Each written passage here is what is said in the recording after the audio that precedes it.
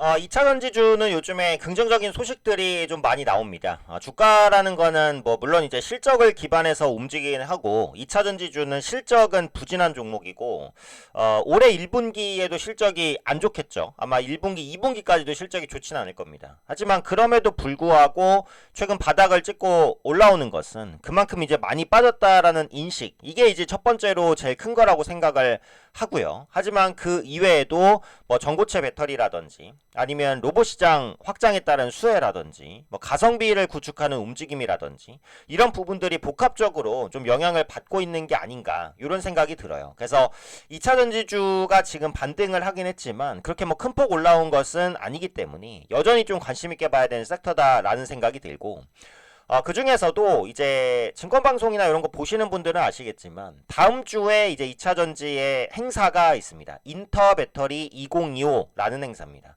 배터리 업계 행사 중에는 굉장히 큰 행사고 이번에는 역대 최대 규모로 또 개최가 돼요. 그런 만큼 2차 전지주들이 많은 기술력을 뽐낼 것으로 보이는데 그러니까 주가의 중립 이상의 이벤트로 작용할 가능성이 높다라고 생각이 됩니다. 미리 보는 인터배터리 2025 역대 최대 규모로 열린다라고 했죠. 배터리 2차 전지 최대 행사다라고 보시면 됩니다. 3월 5일부터 4월 동안 코엑스 정관에서 개최, 한국에 개최가 되는 거고요.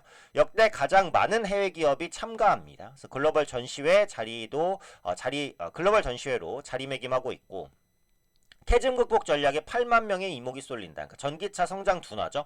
성장 둔화 극복 전략에 이목이 쏠린다라는 겁니다. 그래서 688개 배터리 기업에서 2,330개 부스를 조성했고 전년보다 참가 규모가 20% 이상 늘어나서 역대 최대 규모입니다.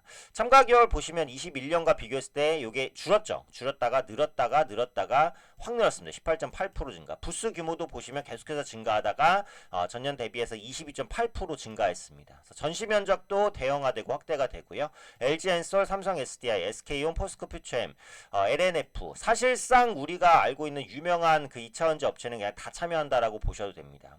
그 최초로 참여하는 기업이 있어요. LG화학은 분사 이후에 첫 참가입니다. LG화학도 주가가 엄청나게 많이 빠졌다가 최근에 바닥권에서 조금 올라오고 있기 때문에 역시 관심 있게 보시면 될 것 같고, 롯데 배터리 3개 기업은 롯데케미칼, 에너지 머티리얼즈, 인프라셀, 그룹차 사원에서 함께 참여를 합니다.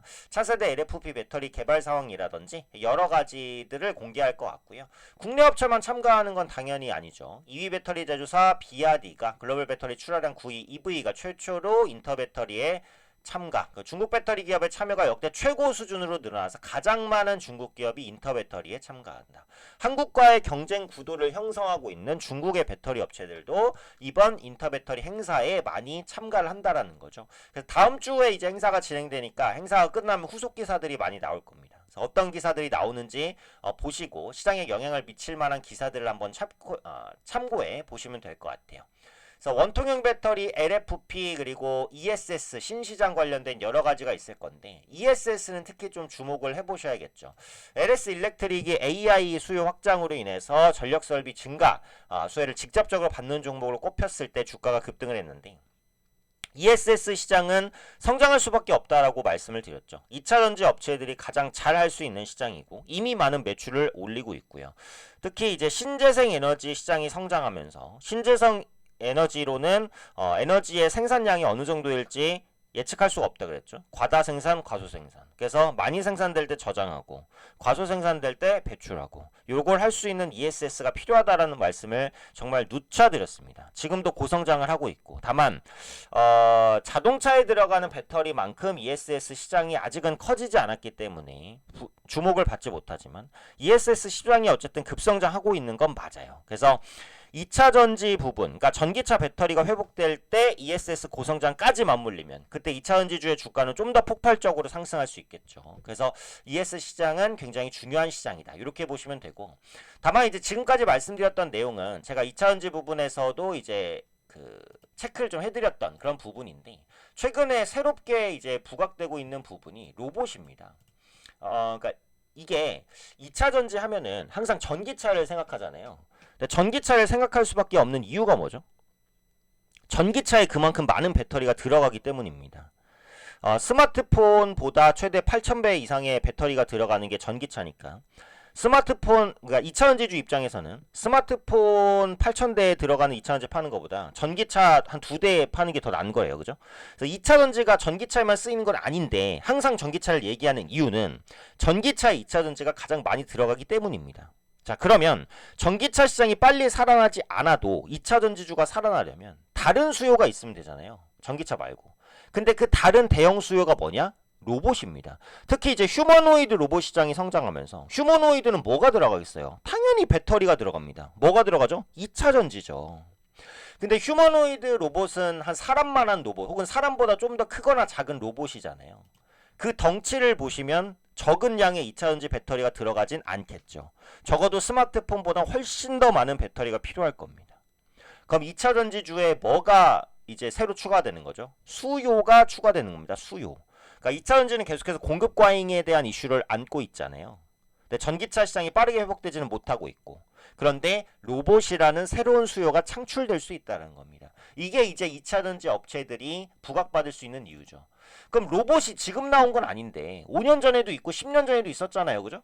근데 왜 갑자기 지금 로봇 배터리가 부각되냐? 그것은 AI의 발전과 관계가 있죠. 그러니까 예전에 휴머노이드 로봇이라고 하면 그냥 사람을 닮은 거지 사람과 같은 역할은 못했어요. 근데 AI가 발전하면서 이제는 사람과 같은 역할을 비슷하게 할 수 있는 수준까지 올라왔죠.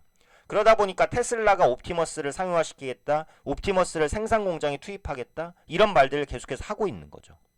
휴머노이드 로봇 시대가 성큼 앞으로 다가왔단 말이에요. 그러면 소비자 입장에서는 가정용 로봇을 둘 수도 있어요. 테슬라가 몇 천만 원 정도로 가정용 로봇을 판매하겠다라고 지금 밝히고 있는 상황이에요. 그럼 가정용 로봇이 뭐 빨래, 청소, 설거지 뭐 이런 작업들을 할 수 있는 시기가 올 거라는 거죠. 그럼 거기에 뭐가 들어간다? 배터리, 2차 전지가 들어갑니다. 그것도 큰 용량으로 들어가겠죠.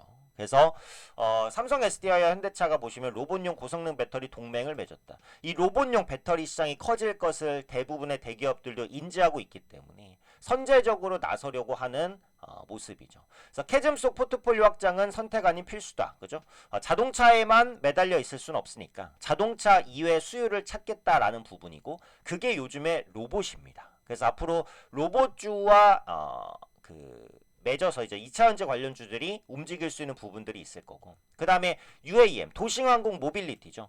그러니까 도심 내에서 이제 예를 들어서 약간 작은 헬기로 뭐 택배를 배송한다든지 자율주행 방식으로, 그럼 거기에도 뭐가 들어가요? 배터리가 들어갑니다.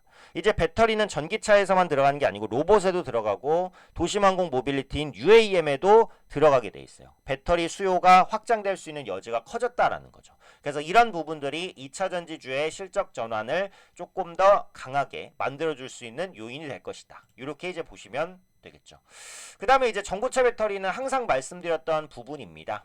간단한 설명은 여기 써 있는데요. 전고체 배터리는 양극과 음극 사이에서 이온을 전달해 전류를 흐르게 하는 물질인데 전해질을 액체가 아닌 고체로 바꾼 배터리입니다. 기존 리튬이온 배터리 대비 에너지 밀도가 높고 안정성이 뛰어나고 극한의 온도 변화에도 안정적입니다. 차세대 배터리라고 볼 수 있겠죠. 양극재, 음극재, 전해질 분리막으로 이루어져 있고 전해질은 액체입니다. 근데 배터리 안에 액체가 들어간다는 것 자체가 불안정해요.